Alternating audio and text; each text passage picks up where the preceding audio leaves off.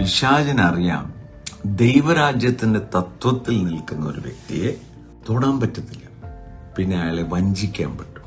ആ വഞ്ചനയിൽ പെടുന്നവർ എന്ന് പറയുമ്പം ആർക്കും പെടാം, ഞാൻ ഉൾപ്പെടെയുള്ളവർക്ക്. അതിനുവേണ്ടി വെച്ചിരിക്കുന്നതാണ് മാനസാന്തരം.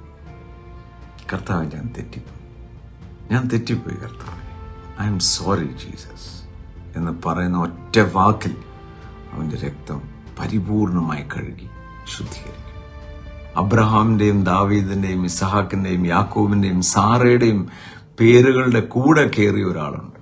പേര് റാഹാബ് എന്നാണ്, വേശ്യയ. പക്ഷേ വിശ്വാസ വീരന്മാരുടെ പട്ടികയ്ക്കകത്ത് അവളുടെ പേര് കയറാൻ കാരണം അവസരം കിട്ടിയപ്പോൾ അവൾ സത്യം മനസ്സിലാക്കി മാനസാന്തരപ്പെട്ടു.